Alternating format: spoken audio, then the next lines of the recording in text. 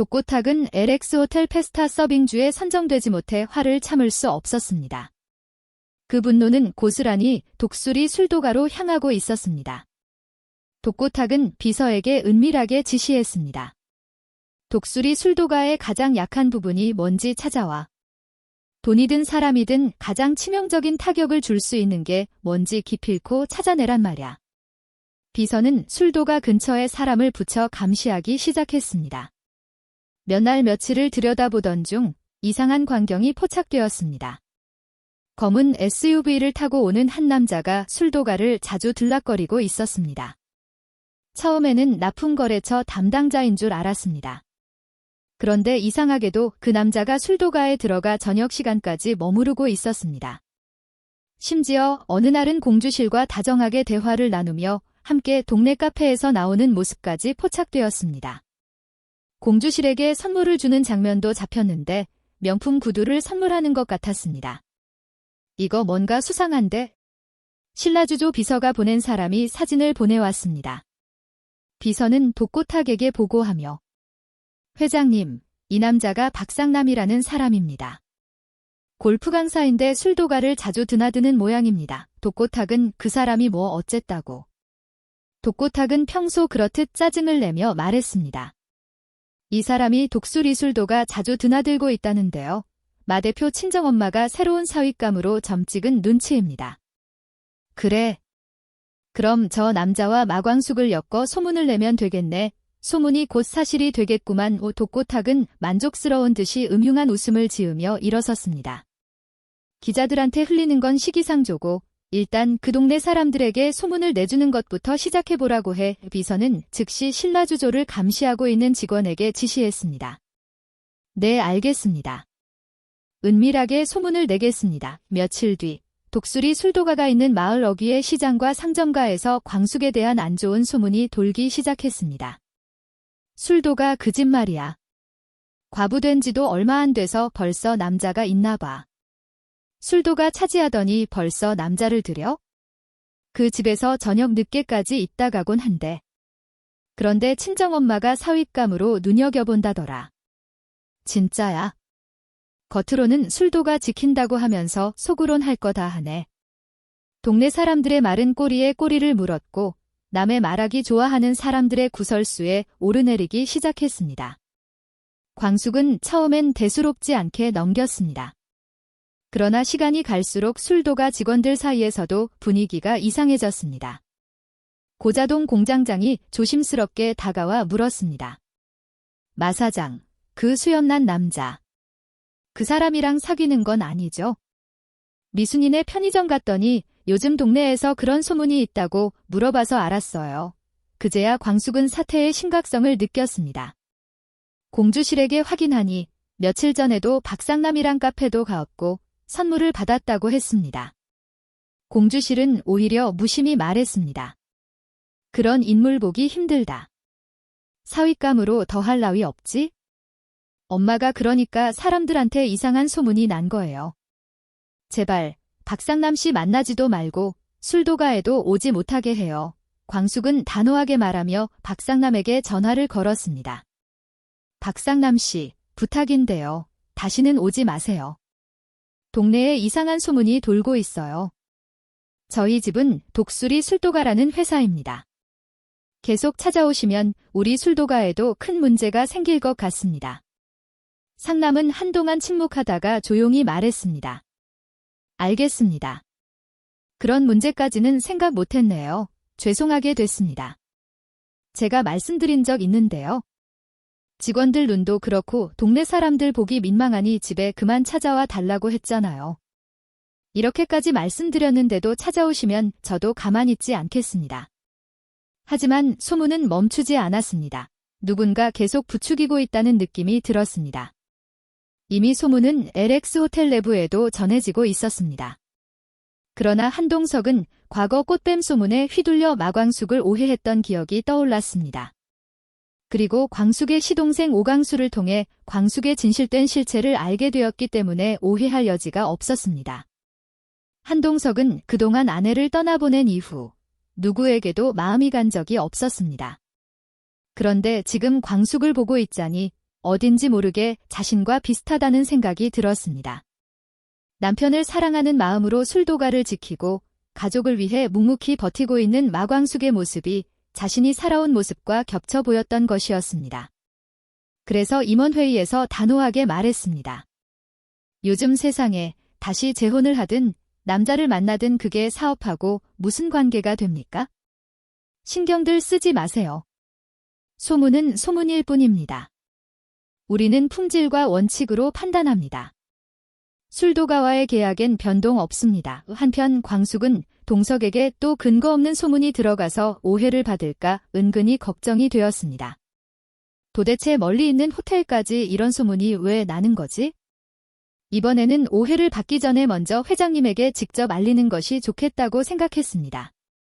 그래서 LX 호텔에 납품하러 갔을 때 마주친 동석에게 잠깐 시간을 내달라고 부탁했습니다. 광숙은 동석을 호텔 야외 정원으로 불러내 조심스럽게 입을 열었습니다.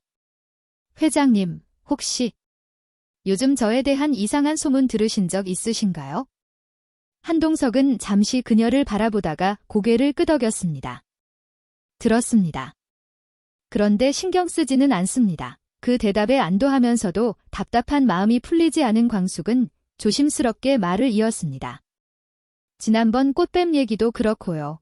저는 주류 업자들하고 별로 교류도 없는데 왜 저에 대한 이상한 소문들이 나는지 정말 모르겠습니다. 한동석은 그런 그녀의 말을 조용히 듣고 있었습니다. 그러더니 단호하게 말했습니다. 다시 말씀드리면 이제 저는 마 대표의 소문에 신경 쓰지 않습니다. 마광숙 씨가 누구를 만나든 그건 사생활인데 공과 사는 구분해야죠. 그 말에 광숙은 펄쩍 뛰며 박상남이 일방적으로 찾아와서 있었던 일을 이러쿵 저러쿵 자세하게 설명하기 시작했습니다. 듣고 있던 한동석은 어느새 그녀가 말하는 작은 일상 하나하나에 집중하고 있는 자신을 발견했습니다. 예전 같았으면 이 여자는 왜 이렇게 말이 많아 하며 듣기 싫어 피했을 것입니다.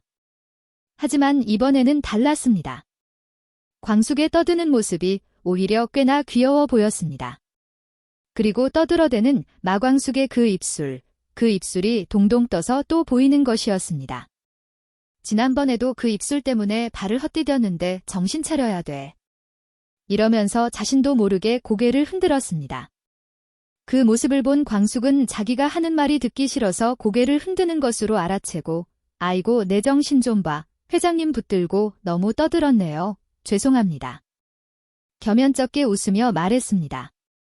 그래도 오늘 회장님이 어쩐 일로 제 얘기 다 들어주시네요. 아무튼 다 떠들고 나니 속이 아주 시원해요. 그리고 오해 안 하신다니 다행입니다. 그렇게 말하고는 꾸벅 고개 숙여 인사하더니 평소처럼 룰루랄라 가버렸습니다. 광숙이 돌아간 자리에서 한동석은 생각했습니다. 저 여자가 무슨 소문이 있든 내가 왜 저 여자 일에 신경을 쓰고 있는지 알다가도 모를 일이네. 그리고 꽃뱀이라는 소문을 전해준 사람, 독꽃하게 얼굴이 떠올랐습니다. 며칠 전 신라주조가 페스타 서빙주에 탈락됐던 일로 위로차 식사 자리를 마련하겠다던 약속도 머릿속을 스쳤습니다.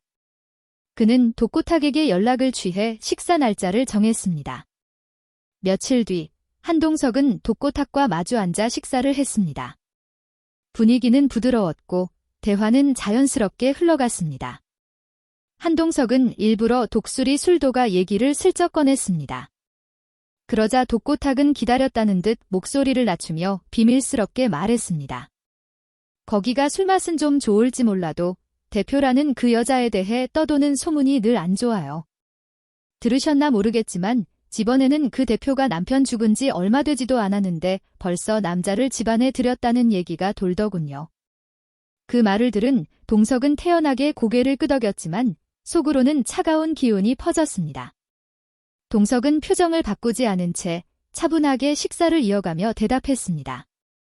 그렇지 않아도 그런 소문이 있어 확인했는데 그 남자는 우리 호텔에서 초빙한 적이 있는 골프 강사라 저도 안면이 있는 사람입니다. 그 사람이 일방적으로 좋아서 찾아오는 모양입니다. 다시 한번 확실히 거절을 했다고 그러더군요. 동석은 자기도 모르게 마광숙에 대해 해명해주고 있었습니다. 그리고 마음속 깊은 곳에서는 독꽃학에 대한 실망감도 생겼습니다. 신라주조라는 대기업 CEO가 계속 이런 소문이나 전하다니 독수리 술도가 같은 작은 업체가 규모로는 상대도 안 되는데 그렇게 신경 쓰이나? 우리 아들 한결의 결혼 문제도 다시 생각해봐야 하는 것 아닌가 그런 생각이 자연스럽게 스쳤습니다. 그렇지만 동석은 독고탁이 그 소문이 근원지라는 것까지는 파악하지 못하고 있었습니다. 독고탁 역시 이번에는 한 회장이 자신의 말에 쉽게 넘어가지 않는 듯한 느낌이 들었습니다. 분명 미끼를 던졌는데 물지 않는 동석의 반응이 어딘가 이상했습니다. 하지만 독고탁은 독수리 술도가를 해코지하는 일에 물러설 의향이 전혀 없었습니다. 그는 자기 인생에 태클을 건다고 생각하는 독수리 술도가를 흔적도 없이 사라지게 하기 위해서 무슨 일이라도 하겠다고 두 눈을 부릅떴습니다.